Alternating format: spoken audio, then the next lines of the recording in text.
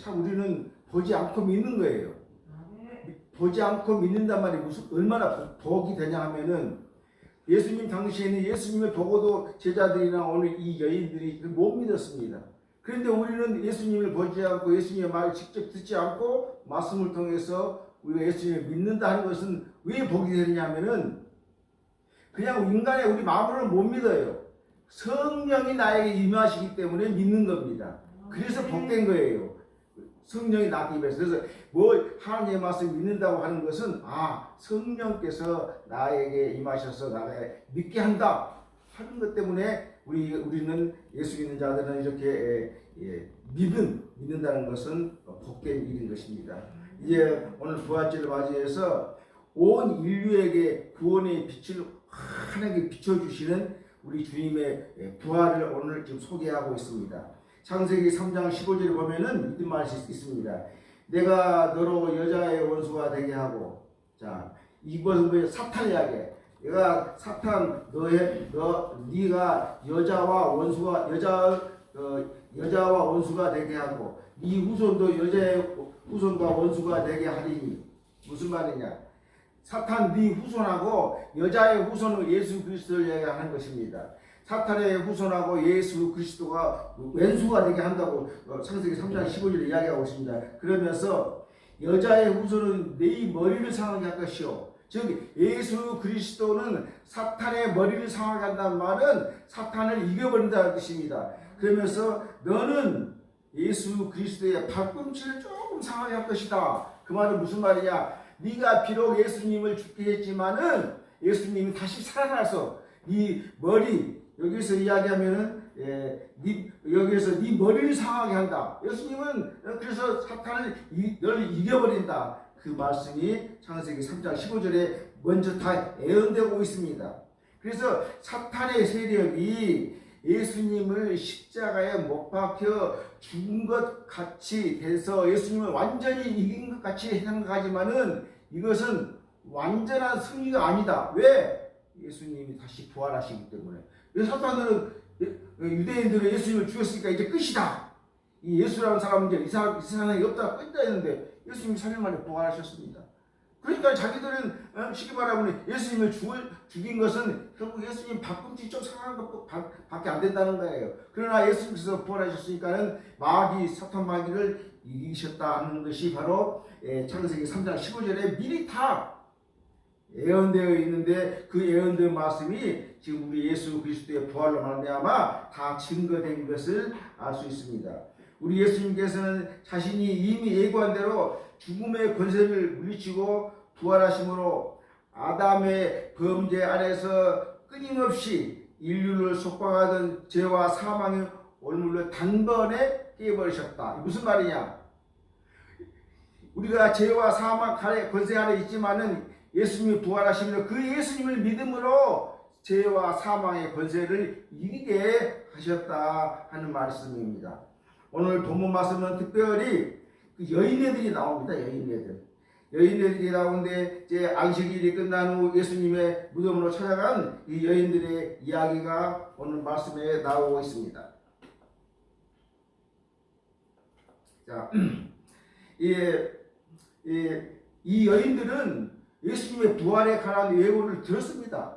이 여인들이나 예수님의 제자들이나 직접 예수님으로부터 나는 죽어서 다시 3일 후에 살아난다는 부활의 말씀을 직접 들었어요. 그럼에도 불구하고 이 여인들이나 예수님의 제자들은 못 믿었다는 거예요. 그런데 지금 우리가 예수님의 부활을 믿는다고 하는 것은 너무나 복된다는 거예요. 듣고 봤어도 못 믿는데 우리는 듣고 보지도 못하고 말씀을 통해서 하나님 예수님이 부활하신 걸 믿지 않습니까? 이것이 뭐냐? 우리 마음에 성령이 역사한다는 거예요. 우리가 사는 것은 내 힘으로 살 때는 참 어려워요. 하나님이 역사하심, 성령의 역사하심으로 인도하심으로 살아야지 믿어지는 겁니다. 그래서 복되다 하는 것입니다. 이 여인들은 그렇게 예수님이 살아생전에 이렇게 부활하신다는 걸 들었음에도 불구하고 그것을 믿지 못했습니다. 그래서 예수님이 돌아가신 걸 보고 슬픔과 시리에 차 있었다 하는 거, 이 여인들은.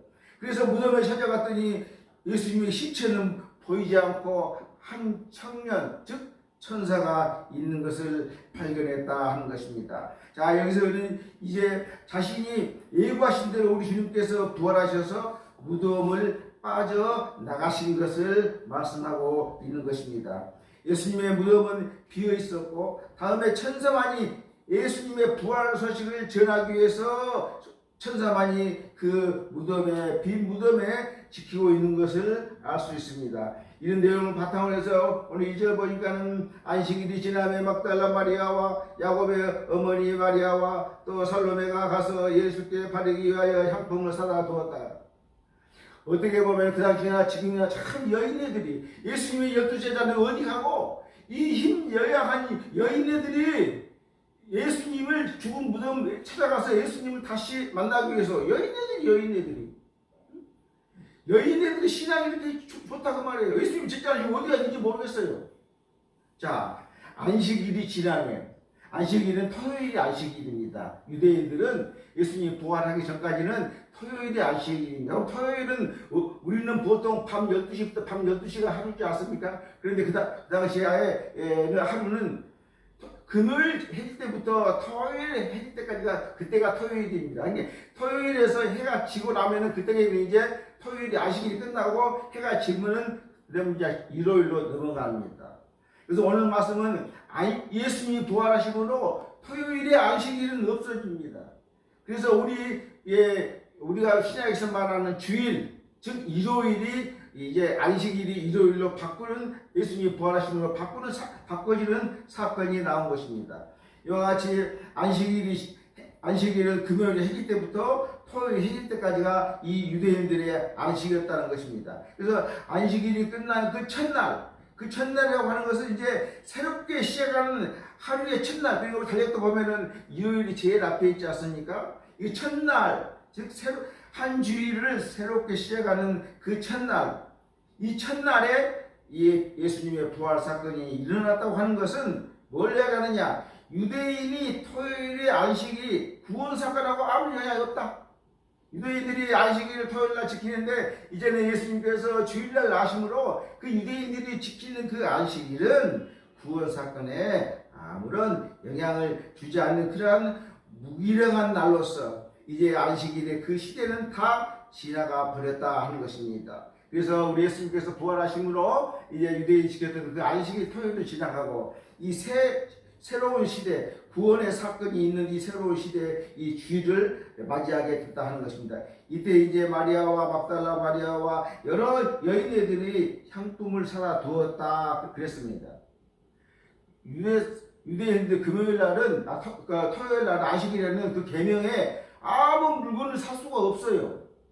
그런데 이 여인들이 이 향품은 예수님이 시체에 바르는 그러한 기름과 같은 그러한 것인데, 자, 이 안식일 토요일 날에는 그 계명에 아무것도 살 수 없으니까 그럼 여인들이 어디 사느냐? 토요일 날 해 졌으니까 이제 안식일이 끝난 거예요. 근데 토요일 날 해 지고 어두울 때 이 여인네들이 그 계명을 지키기 위해서 이제 상행위, 즉 물건을 사고 파는 행위가 이제 안식일 토요일 날 해 짐으로 안식일이 끝났으니까 이 여인네들이 이제 그 물건을 사두었다는 거예요. 사두었다는 것입니다. 자, 이제 이렇게 이 여인네들은 예수님이 십자가에 매고 예수님이 골고다에 가서 돌아가시고 무덤에 묻힌 것까지 봤어요, 이 여인네들은. 그런데 시성경에 보니까는 제자들은 안 보입니다. 예수님이 십자가에 못 박히고 예수님이 가서 예수님이 무덤에 묻힌 것, 이 제자들은 안 보여요. 그런데 이 여인네들은 그걸 다 지금 돌아가시고 거기 무덤에 묻힌 것까지 다 확인했다는 거예요, 이 여인네들이. 자, 이와 같이 이 여인네들은 정말로 주님을 그 마음속에 참으로 사랑하고 사모하고 그러한 그 마음속을 우리는 알 수 있다는 것입니다. 자, 이 여인들이 샀던 그 향품, 그 향은 어떤 것들이냐? 시체가 죽으면 냄새 나지 않습니까? 그 냄새난 시체를 냄새 나지 않게 그 향을 이렇게 기름과 같은 향을 발라주는 그런 향품입니다. 자, 그런 향품이고 또 사실 보통 사람은 이 죽은 시체를 만지면 부정하다 하기 때문에 이 여인네들이 시체를 만질 수도 없는 거예요. 그러니까 이거 사실은 샥을 사도 이 죽은 시체를 만지면은 부정한 행위이기 때문에 받을 수도 없는데 그래서 샀다는 거예요, 이 여인네들이. 그리고 이 향품을 언제 받으냐면은 바로 사람이 죽으면 장례 지내기 전에 그 몸에다 바르는 거예요. 향품 받을 때는. 그런데 이미 장사가 지내버렸어. 무덤에 있어 예수님께서. 그런데 그럼에도 불구하고 이 여인네들이 향품을 샀고, 또한 이 향품을 아무나 바른 것이 아니라 일반적으로 높은 사람들에게 그냥 바르는 것이 향품이었습니다. 이런 것들 종합해보면은 이 여인들의 신앙의 헌신도 알 수 있지만은, 향품은 왕에게 바르는구나. 그래서 아마 간접적으로 예수 그리스도가 왕인 것을 간접적으로 나타내주고 있다는 것입니다. 그러면서 2절에 봅니다. 안식 후 첫날 매우 일찍이 해 돋을 때 그 무덤으로 가매. 안식 후 첫날 그러면 일요일입니다. 즉 토요일 해질 때부터 다음에 일요일 해질 때까지, 그러니까 안식 후 첫날, 일요일, 주일날 이렇게 이야기합니다. 토요일이 지나고 그 토요일 해 질 때부터 그다음에 그 다음 날까지가 일요일 날인데, 오늘날 말하면 주일이고 오늘날 말하면 일요일을 가리킨다 하는 것입니다. 이걸 통해서 이 여인네들이 무덤을 방문하는 시간이나 부활이 이루어진 시점이 주일인 것을 알 수 있어. 왜? 가서 보니까 무덤이 비어있으니까 예수님이 이 부활, 이 안식 후 첫날, 즉 일요일날, 주일날 주님께서 부활하셨구나. 그 시간이나 또는 이 날이 주님께서 부활하신 그 주일인 것을 여기에서 분명히 말씀해주고 있다는 것입니다. 자, 이제 구약의 안식일이 이제 주일로 바꾸어지는 이러한 대전환이 이 부활로 말미암아 안식일을 이제 토요일이 아니라 주일로, 우리 주님께서 부활하신 날로 이렇게 바꿔졌다 하는 것입니다. 그러면서 이들이 일찍이 해돋을 때에 그 무덤을 갔다고 그랬습니다. 이들이 집에서 떠날 때에는 아마 어두워두겠을 거예요. 그런데 무덤에 도착하니까 이제 동이 어느 정도 텄다 하는 것입니다.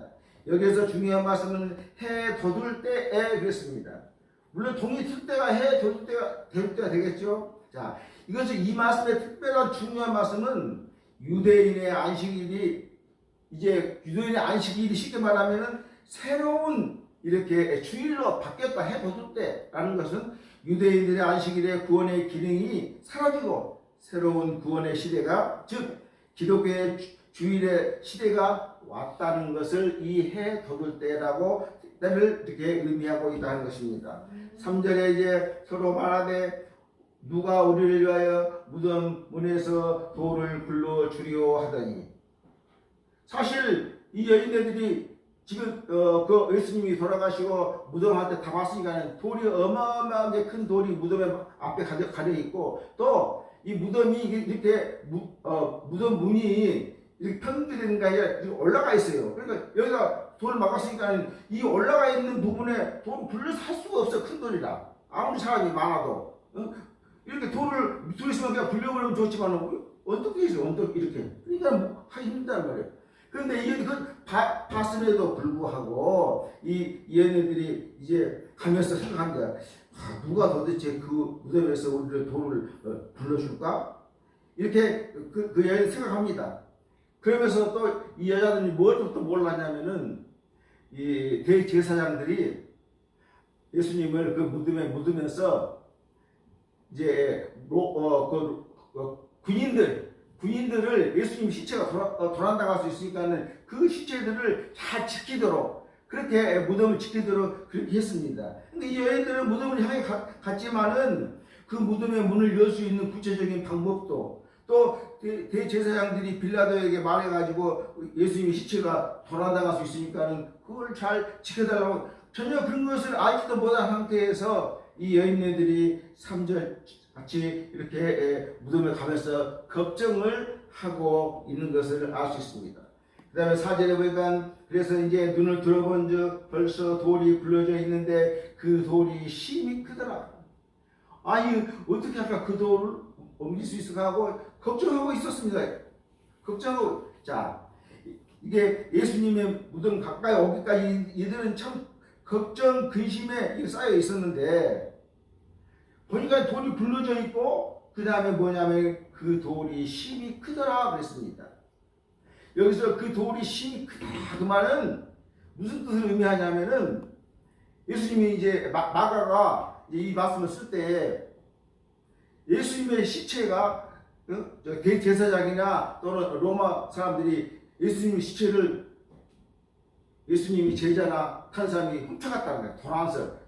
예수님의 시체 도난설입니다. 그래서 이 돌이 힘이 크다는 것은 아무리 사람이 와서 그 돌을 굴리려고 해도 돌을 굴리고 시체를 가져갈 수, 예수님의 시체를 가져갈 수 없다 하는 것을 의미하는 거예요, 여기에서. 그래서 여기서 힘이 큰 돌이라고 이렇게 하고 있는 것입니다. 그래서 이렇게 시체 도난설을 이 말씀을 통해서 불가능하다 하는 것을 여기서 증명해 주고 있다 하는 것입니다. 그 다음에 이제 5절 봅니다. 무덤에 들어가서 흰 옷 입은 한 청년이 우편에 앉는 것을 보고 놀라네. 자, 무덤에 들어갔다는 것은 무덤이 비어있는 것을 지금 확인하는 장면입니다. 자, 세상의 모든 종교의 창시자들은 다 무덤이 있습니다. 그런데 우리 예수님만이 무덤이 없어요. 이것이 우리 기독교의 아주 독특하고 다른 종교와 비교할 수 없는 겁니다. 왜 없습니까? 다른 사람들은 다 죽어서 그 무덤 속에 파묻혀 있지만은 예수님은 부활하시고 안 계시기 때문에 무덤이 없는 종교가 우리 기독교다 하는 것입니다. 이렇게 빈 무덤은 예수님이 부활하신 것을 이야기합니다. 모든 종교의 창시자들과는 달리 우리 예수 그리스도는 죽음을 이긴 참 생명의 주이시다 하는 것을 믿으시기 바랍니다.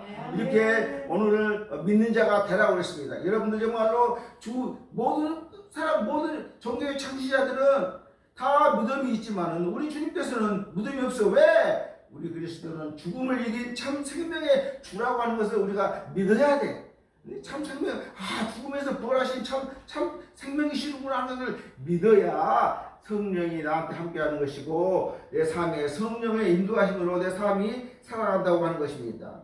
이러면서 한 흰 옷 입은 한 청년이 우편에 앉아 있는 것을 보고 놀라. 가서 보니까 예수님은 없고 또 한 청년이 있는데 그건 천사죠. 우편에 앉아 계시다고 말이에요. 우편이라는 말은 성경에서 아주 중요한 말을 나타냅니다. 우편이라는 것은 사건의 중요성을 나타낼 때 이 우편, 물론 힘을 나타낼 때도 우편입니다. 성경에서는 우편은 참 중요한 의미를 가지고 있습니다. 그건 무슨 말이냐? 즉 천사가 전할 부활의 소식은 예수님이 사망의 권세를 극복한 메시아임을 확증하는 중요성을 나타낸다. 이 우편이라는 것은 메시아는 이미 여기에서 죽음에서 탈출해서 죽음에서 부활하셨다는 것을 확증하는 그러한 중요한 의미를 가지고 있다 하는 것입니다. 6절 보겠습니다. 청년이 이르되 놀라지 말라 이렇게 말씀하고 있습니다. 이 청년은 천사예요. 천사. 당시 여인들은 정말로 가서 예수님을 위해서 향품을 다 준비해가지고 그 예수님 시체에다가 향품을 바르려고 그랬는데 상황이 예수님을 안 계시고 거기에 또 청년, 흰옷 입은 청년, 즉 천사가 있는 걸 보고 상황이 순간적으로 바뀌니까는 놀랄 수밖에 없다. 그래서 혹시 이 여인들은 이 천사가 혹시 유령이나 또는 어떤 그런 생각하고 들어올 수밖에 없지요. 예수님이 안 계시고 이 여인네들은 예수님이 부활하실 걸 들었으면서도 그 생각은 전혀 안 한 거예요. 전혀 안 하고 가서 있는데 예수님이 딱 안 계시고 천사만 그가 있으니까 놀랄 수밖에 없지요. 겁을 먹고. 그래서 이 천사가 혹시 유령이 아닌가 이렇게 생각했을지도 모른다 합니다. 그래서 청년 천사가 하도 놀래니까 여자들이 뭐라고 그러냐? 야, 놀리지 말라 하면서 이렇게 이야기합니다. 너희가 십자가에 못 박히신 나사렛 예수를 찾는구나. 너희들이 지금 예수님이 죽었다고 해서 돌아가셨다고 해서 지금 이 무덤에 와서 향을 가지고 와서 다 예수님 시체에 향품을 바르려고 그러는구나. 이 천사가 이렇게 다 알고 있다는 거예요. 자, 이때 이 무덤을 찾았던 여인들은 모두 갈릴리 사람이었는데 이 천사가 뭐라고 합니까? 십자가에 못 박히신 나사렛 예수를 찾는구나. 이 말이 무슨 말? 나사렛 예수. 나사렛은 갈릴리의 한 지방이 나사렛입니다. 그러니까 이 여인네들은 어디 사람이냐면은 다 거의 갈릴리 사람들이에요. 그럼 갈릴리 사람이 어디? 갈릴리는 지금 예수님이 부활하신 여기서부터 갈릴리까지는 160km 이상 떨어지는 먼 거리입니다. 그러니까 이 여인네들은 예수님이 하나님 말씀을 전할 때부터 계속해서 예수님을 따라다니면서 그 갈릴리에서 이 예루살렘까지 이 여인들이 온 거예요. 사실 따지고 보면은 여인네들이 예수님만 또 따라다녔으니까 뭐 가정사 같겠습니까만은 좀 그렇지 않습니까? 계속해서 예수님만 따라 가정 돌봤겠어요? 그렇지만은 뭐 또 예수 믿는 사람들이 가정을 또 안 돌봤다는 것도 말도 안 되지 않습니까? 하여튼 이 여인들은 예수님을 따라서 갈릴리에서부터 여기 예루살렘까지 다 160km가 된 계속해서 예수님을 따라다니는 이 여인들입니다. 그래서 지금 와가지고 상황이 이렇게 그렇게 따라왔던 예수님인데 무덤에 가서 보니까 딱 덜렁 예수님께서 안 계시고 천사가 이야기하는데 뭐가 지금 쉽게 말하면 귀신이 쓰인 것 같이 귀신이 쓰인 것 같아. 그런 상태예요. 그러니까 그러는데 이 천사가 놀라지 말라는 거예요. 나사렛 예수, 나사렛이라고 그러니까 이 여인들이 깜짝 놀리는 거예요. 왜? 자기 고향만 해요. 고향. 그럼 고향에서만까지 예수님께서 우리 고향에서 나신 그 예수님. 그래서 이 고향이라는 말을 듣고 동양이라는 말을 듣고 이 여인들은 아마 마음속에 심리적으로 이 여인들이 위로를 많이 받았다 한 것입니다. 그가 살아나셨고 여기 계시지 아니하니라 이렇게 말하고 있습니다. 이제 천사는 이 여인들에게 부활하심을 예수님의 부활하심을 지금 알리고 있습니다. 살아나셨고는 예수님이 살아나신 것은 어떻게 살아나시냐? 하나님께서 예수님을 살리심으로 이런 영원히 존속하세요. 예수님이 살아가시는 것은 하나님에 의해서 살리심을 받은 상태로 영원히 존속하심을 여기서 말씀하고 있다는 거예요. 그러니까 예수님이 부활하신 것은 하나님이 살리셨다 하는 것을 말씀하고 있습니다. 그러면서 그 천사가 뭐라고 합니까? 보라, 그를 두었던 곳이니라 이렇게 이야기합니다. 보라, 네 봐라. 여기 자리가 예수님이 이렇게 돌아가셔서 누워있던 곳인데 너희들이 보라는 거예요. 그래서 이 천사가 예수님이 누웠던 자리를 분명히 지적함으로 별거 없어. 그러니까 이것은 부활, 움직일 수 없는 사실이다 하는 것을 지금 사실로 증명하고 있는 것입니다. 사실 우리가 정말로 예수님의 탄생도 참 믿기가 어렵지만 예수님이 부활하시고 승천하신 것도 참 믿기가 참 어렵습니다. 그러나 그것은 안 보고 믿는 것은 더 복이 있다고 그랬어요. 안 보고 믿는 것. 그러니 우리는 어떻게 보면 사실 이 당시에 사람들보다 더 복이 있는 줄로 모릅니다. 정말로 안 보고 믿는 자가 복이 있는 줄 믿습니다. 의심갑니다. 어떻게 예수님이 혼자 동명령 마리아에서 태어나? 예수님이 어떻게 죽었는지 살아나? 어떻게 하늘에 죽고 나서 하늘나라 승천을 해? 앞으로 또 예수님이 오신다는데 도저히 못 믿겠다. 못 믿겠다고 할 수 없지만은 우리는 정말로 그것을 보지 않고 믿어. 그것이 성령의 내가 역사해야 되는 거예요. 성령의 역사하시기를 바랍니다. 이렇게 이제 예수께서는 온 인류의 죄를 한 몸에 받아서 십자가에서 처형되셨으나 다시 부활하심으로써 온 인류에게 소망을 안겨주신 것을 우리는 보라, 그를 두었던 곳이다 할 때에는 예수님이 부활하셔서 이제 모든 죄의 사망에서 우리 온 인류에게 소망을 안겨주셨다 할 것입니다. 그래서 예수님의 부활은 우리 온 인류에게 소망을 주실 줄 믿습니다. 예수님의 부활을 정말로 내가 의심된다 할지라도 우리가 정말로 그것을 성령에 충만하시고 믿을 때 그것이 복이 있다 하는 것입니다. 그러면서 그 천사가 뭐라고 합니까? 그 여인들은 아마 벌벌벌 떨고 있었을 거예요. 예수님은 안 계시고 천사가 나와서 말하는데 유령인가 사람인가 천사인가 지금 팔을 못 잡는 거예요. 그런데 천사가 나사렛 예수라는 말을 하니까 나사렛이란 내 고향 예수님? 그러면서 위로를 받았는데 10절에 가서 보니까 가서 그의 제자들과 베드로에게 이르기를 예수께서 너희보다 먼저 갈릴리로 가시니 전에 너희에게 말씀하신 대로 너희가 거기서 배우리라 하라 하는지라.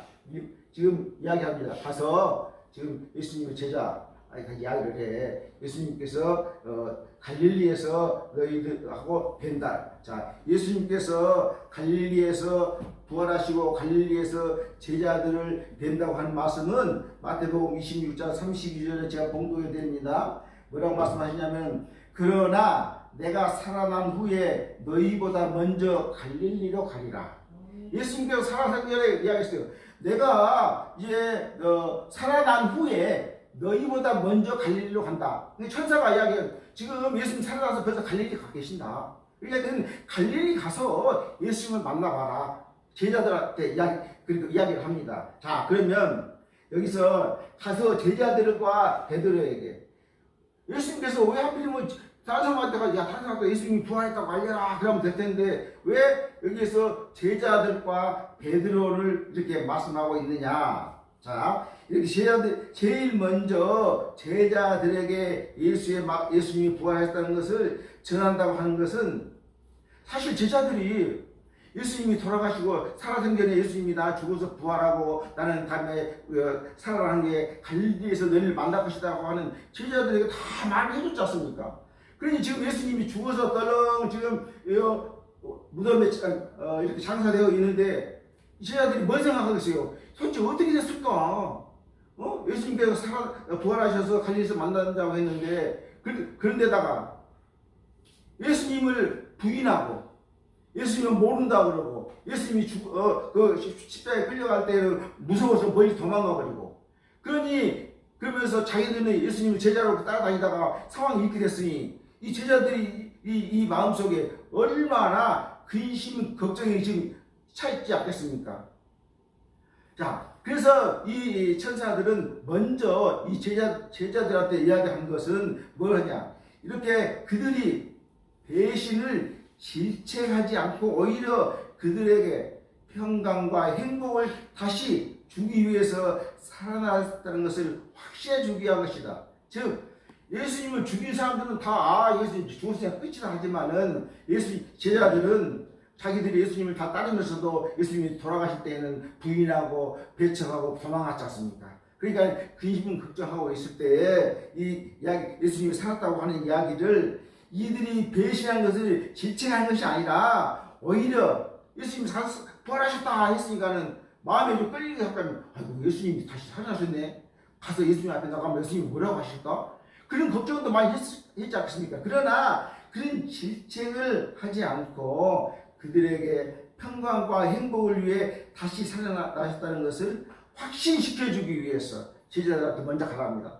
그런데 제자들한테 먼저 가라는데도 여기서 또 그 중에서 또 베드로, 그 12제자 이름 중에서 베드로만 이름이 나옵니다. 특별히 베드로에게 말하는 거예요. 왜 그랬습니까? 12제자 중에서 베드로는 수제자, 머리이세요. 제일, 제자 중에서 제일 우두머리, 쉽게 말하면. 그런데 베드로는요, 예수님 모른다고 세 번이나 부인한 자가 아닙니까? 베드로는. 그러니 베드로는 이 마음속에 다른 제자들보다 얼마나 예수님에 대한 죄책감이 같이 있겠습니까? 베드로에게. 저는 이걸 보면서, 야, 우리 예수님은 이렇게 사랑하시는구나. 그렇게 예수님을 세 번씩이나 나 모른다고 그렇게 부인한 그 베드로에게 예수님이 부활하셨던 건 아니다고 하는 것은 그 베드로의 죄책감을 전부 다 없애주기 위해서 이렇게 한 말씀이라는 거예요. 예수님께서. 이와 같이 정말로 이렇게 특별하게 베드로라고 하는 것은 베드로의 죄책감을 가지고 있기 때문에 그것을 없애주기 위해서 이렇게 예수님께서 베드로에게 가서 말하라고 말했습니다. 그러면서 예수께서 너희보다 먼저 갈릴리로 먼저 가신다고 이렇게 말씀하셨습니다. 예수님께서 십자가에 죽으시기 전날 이미 부활하신 후에 먼저 예수님께서 갈릴리로 가신다고, 내가 살아난 후에 너희보다 먼저 갈릴리로 가리라, 이렇게 마태복음 26장 32절에 말씀하고 있는 것입니다. 이렇게 천사가 여인들에게 이렇게 예수님께서 제자들에게 살아나시면 갈릴리로 간다고 말씀했으니까 네가 제자들한테 가서 빨리 갈릴리로 가서 부활하신 예수님을 만나게 하도록 해라. 이렇게 이 여인들한테 시키고 있다 하는 것입니다. 자, 이렇게 갈릴리에서 예루살렘까지는 160km나 떨어진 그런 먼 지역임에도 불구하고 만남의 장소를 왜 이렇게 멀리 갈릴리로 했느냐 하면, 갈릴리는 이 예수님의 제자들이 거기 출신이요. 물론 이 여인들도 거의 다 갈릴리이십니다. 그러니까 쉽게 말하면 하나님의 말씀은 이방인에게 더 잘 들어간다는 거예요. 유대인에게 안 들어가요. 우리가 사도행전에서 보면 유대인들은 계속해서 바울을 잡아 죽이려고 하지 않았습니까? 예수님의 말씀은 이렇게 예루살렘 지역에서 예수님의 말씀을 증거한 것이 아니라 예루살렘 저 160였던 저 우측에 있는 갈릴리에서 하나님의 말씀을 전했어요. 이방인들이 빨리 받아들여요. 그러니까 이 여인들이나 예수님의 제자들은 다 거의 다 갈릴리 어부 출신들 아닙니까? 그래서 이제 예수님께서 그와 같이 이 갈릴리 출신들, 그렇기 때문에 예수님께서는 공생의 동안 갈릴리 그 지역에서 우리 주님께서 사역을 하고 있었기 때문에 이 갈릴리로 오라고 했던 것입니다. 무엇보다도 중요한 것은 이곳에서 사람을 낚는 어부가 되는 새로운 예수 공동체의 구원 사역을 시작하기 위해서였다 하는 것입니다. 자, 여기에서 우리가 알 수 있는 것은 뭐냐? 예수님께서는 제자들이 그렇게 예수님 돌아가실 때 배신하고 도망갔지만은 한 번 택한 자는 예수님께서 놓지 않는다는 거예요. 믿으시기 바랍니다. 아브라함도 하나님이 택했는데 그 사이에 얼마나 많은 죄를 지었습니까? 그럼 죄 지었으니까 잘라버릴 것 같습니까? 안 자른다는 거예요. 이렇게 이 말씀을 통해서도 봅니다. 예수님의 제자들이 다 도망가고 없지만은 도망가고 예수님께서 어떻게 보면 한편으로는 화가 났지 않습니까? 내 제자들이 나를 배신하고 도망갔어? 화날 수도 있지만은 예수께서 한번 택하신 자들은 결코 버리시지 않는다는 사실입니다. 때때로 예수 믿는 자들이 그 삶을 제대로 살지 못한다 할지라도 예수님께서는 끝까지 사랑하시고 끝까지 보호하신다는 것을 믿으시고 신앙생활 하시기 바랍니다. 그러면서 이제 8절 마지막으로 여자들이 놀라 떨며 나와 무덤에서 도망갔다. 놀라서 또 예수님이 계실 것이다 생각했는데 예수님이 안 계시고 천사가 나와서 이렇게 이야기를 하니까 놀라서 떨며, 이 여인들도 아마 예수님께서 부활하신다는 말 다 들었는데 그것도 아마 양심이 가책이 됐을 거예요. 그걸 다 깜빡 잊어버려요. 사람이 죽었는데 무슨 부활이요? 그랬을지도 몰라요. 이 여인들도. 그러면서 예수님을 사랑하니까는 이 여인들은 끝까지 이렇게 따라갔습니다. 그래서 이 여자들이 몹시 놀라서 떨며 나와 무덤에서 이렇게 도망갔다, 이렇게 8절에 말씀하고 있습니다. 무서워서 아무에게도 아무 말도 하지 못하더라, 이렇게 말씀하고 있습니다. 자, 여인네들이 이러한 행동을 한 것은 예수님의 부활이 예상치 못했다, 기대하지 않았다. 그런데 갑자기 천사가 이렇게 소식을 전하니까 빵 뜬 거야. 쉽게 말하면은 예수님한테 향 발라드려 향 준비하고 왔는데 어디서까지 부활했다고 그러니 이것이 정말 생시냐 꿈이냐 그런 생각을 한번 했어요. 그래서 두려운 마음이 앞섰을 거예요. 그러니까 여기서 보니까는 몹시 떨며 나와 무덤에서 도망하고 무서워서 아무에게도 아무 말도 하지 못하였다, 이렇게 말씀하고 있습니다. 자, 이렇게 하나님의 능력을 경험한 자들은 떨며 무서워합니다. 무슨 말이냐? 예수 그리스도를 철저히 믿어보세요.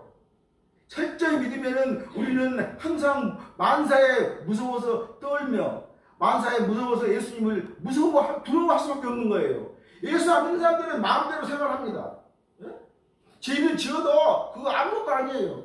그러나 정말로 예수를 믿고 하나님의 능력을 체험한 자들은 조그만 거 가지고도 두려워서 하나님이 이것 때문에 나한테 어떤 벌을 주시지 않을까? 이 여인들도 마찬가지죠. 우리 주님께서 살아난다고 하셨는데 우리는 그걸 다 믿지 못했구나. 주님의 능력을 체험한 자들은 이 조그만 일을 가지고도 정말로 하나님을 두려워하고 경외하는 그러한 마음을 가진다는 것입니다. 오늘 시편 2장 11절에 봅니다. 여호와를 경외함으로 섬기고 떨며 즐거워할지어다. 여호와를 경외함으로 섬기고 떨며, 우리는 주님을 경외함으로 섬기고 떨어야 돼. 그 무슨 말이냐? 세상을 그렇게 조심스럽게 살아야 한다는 거예요. 죄짓지 않고 살아야 한다는 거예요. 시편 2장 11절에 여호와를 경외함으로 섬기고 떨며 즐거워할지어다. 그러면서 즐거워하라는 거예요. 하나님을 경외함으로 섬기고 떨면서도 하나님을 즐거워할지어다. 내가 하나님 앞에 정말로 경외하고 섬기고 떨면서 섬길 때 하나님께서는 기뻐하시니까 너희도 그렇게 삶으로 즐거워할지어다. 시편 2장 11절에 말씀하고 있습니다. 아무 말도 못하였더라. 나가서 누구한테? 그러니까 얼마나 떨리는지 말이 안 나와.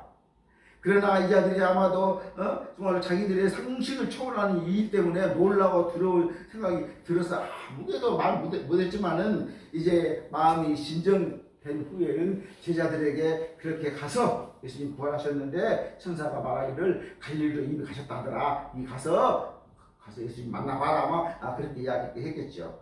자, 오늘 하나님의 말씀을 통해서 우리는 믿는 자가 되라는 거예요. 사실은 이 부활이라고 하는 것은 합리적으로 도저히 설명할 수 없어. 납득할 수 없는 불가사의가 이 부활입니다. 어떻게 그걸 믿습니까? 다른 사람들 예수님 살았다 그러면 다 요거는 뭐 예수 믿는 사람들한테, 예수 안 믿는 사람한테 이렇게 이것을 믿는다고 하는 것은 쉬운 일이 아니다는 거예요.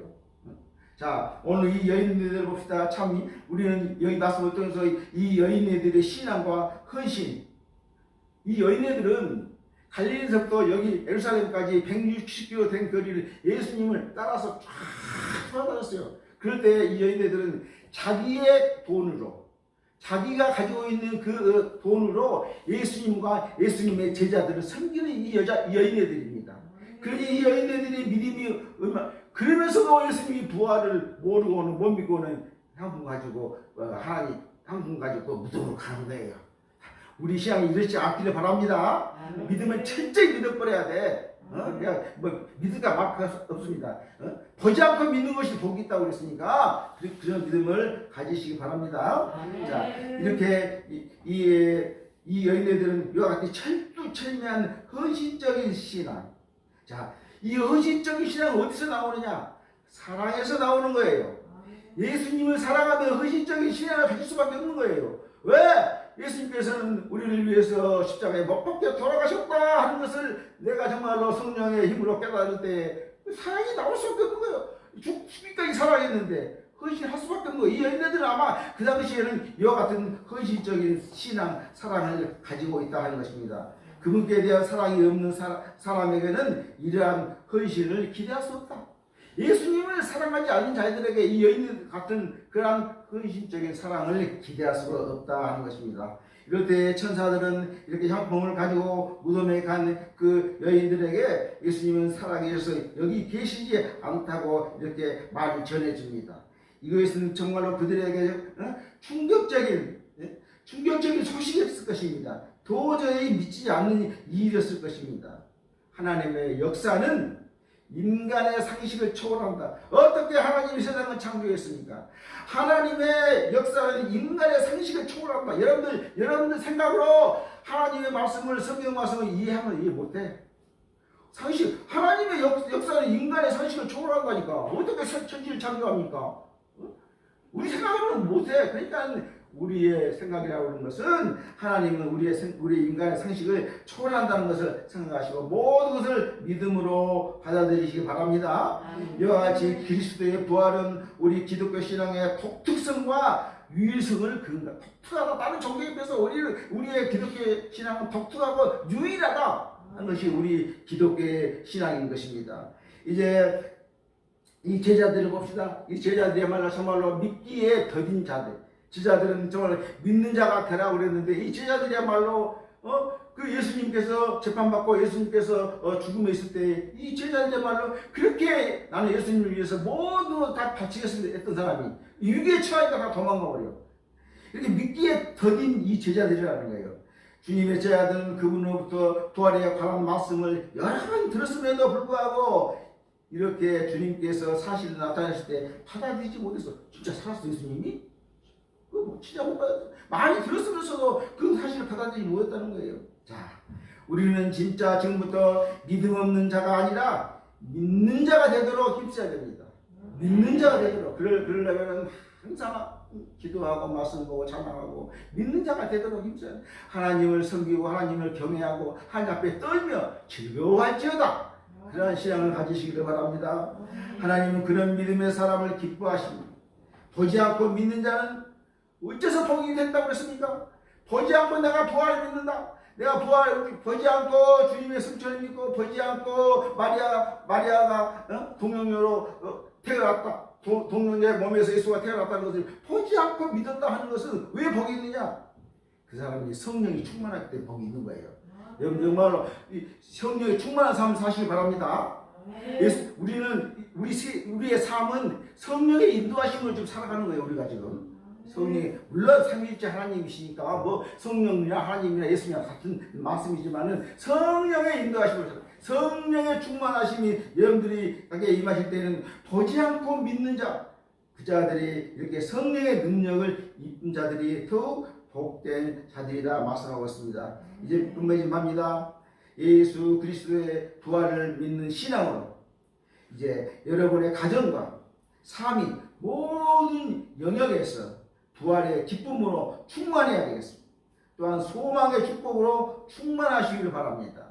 오늘 부활절을 맞이해서 정말 우리 신앙이 부활의 신앙으로 이 부활의 기쁨을 내가 다시 부활한다 하는 그 기쁨을 많은 이웃에게 남겨주고 많은 이웃에게 증거하는 그런 성도가 되시기를 주님의 이름으로 축원합니다. 기도드립니다. 아버지 하나님, 우리 주님께서 십자가에 돌아가심으로 우리의 죄를 담당하셨고 부활하심으로 영원하심을 우리에게 주님께서 가르쳐 주셨습니다. 아버지 하나님, 주님의 부활을 우리는 보지 않았지만은 아버지 보지 않고 믿는 자가 복이 있다고 하였사오니 아버지 하나님, 주의 말씀을 다 믿게 하여 주시옵시고 성경 말씀을 아멘으로 받아들이고 오늘 부활주의를 맞이해서 우리의 가정이 정말로 부활하는 신앙 되게 하여 주시옵시고 이 부활의 신앙을 많은 사람에게 증거할 수 있도록 주여 역사하여 주시옵소서. 예수님의 이름으로 기도 올리옵나이다. 아멘.